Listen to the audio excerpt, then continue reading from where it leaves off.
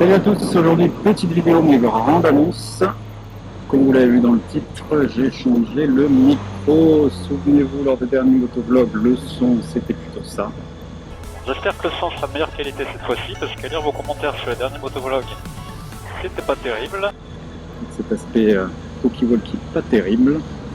Désormais avec la nouvelle installation, vous avez quelque chose d'un peu plus audible, vos oreilles doivent apprécier. On va se retrouver en intérieur, où je vais vous expliquer mon installation. Et ouais, je suis quelqu'un de sympa, quand je trouve une bonne astuce, je la partage. A tout de suite. Comme prévu, on se retrouve en intérieur. Je vais vous présenter rapidement l'installation audio que j'ai mis en place dans mon casque afin d'avoir un son de meilleure qualité. Jusqu'à présent, le son, je l'ai enregistré avec mon intercom.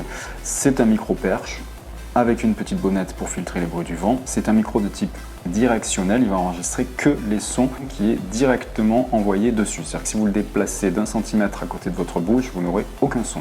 L'avantage, c'est que tous les bruits annexes, le vent, le moteur, ne sont pas enregistrés. L'inconvénient, c'est qu'il y a cet aspect un peu talkie-walkie, et ça, vous n'aimez pas du tout à lire vos commentaires, et je vous comprends.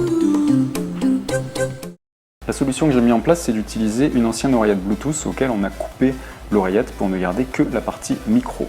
Donc ça se présente sous cette forme. Vous avez la prise micro USB, la batterie sur le dessus, le micro, la petite antenne Bluetooth sur le câble rouge et le bouton on-off pour l'allumer et l'éteindre. Donc cette oreillette, vous allez la positionner à l'intérieur d'une bonnette pour micro, donc comme ceci. Bien sûr, vous allez l'allumer quand vous allez devoir vous en servir. Vous resserrez un peu tout ça et vous l'insérez dans la mousse de votre casque.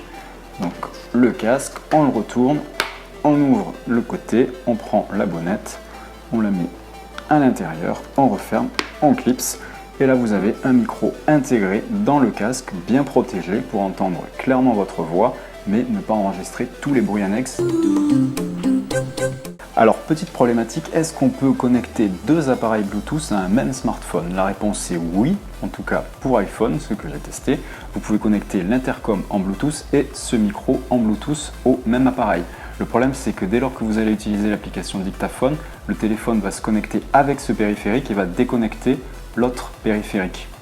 En clair, vous ne pourrez pas avoir le micro sur un appareil et l'audio, le son, sur l'intercom, donc vous ne pourrez pas coupler votre application de type navigation Waze, GPS, avec ce micro. Donc vous me connaissez, à chaque problème, sa solution. Vu que ce sont des appareils Bluetooth, il faut avoir un deuxième smartphone en Bluetooth, mais vous pouvez utiliser par exemple un iPod Touch, donc qui est comme un iPhone mais sans fonction téléphone. Vous réservez votre iPhone avec son réseau 4G à Waze pour la navigation, et donc vous le connectez à votre intercom, vous aurez les indications dans l'oreille directement, et vous utilisez l'iPod Touch en Bluetooth également sur le micro que vous avez mis sous votre mousse. Du coup, vous avez deux périphériques Bluetooth, un pour enregistrer le son et un pour écouter les instructions vocales.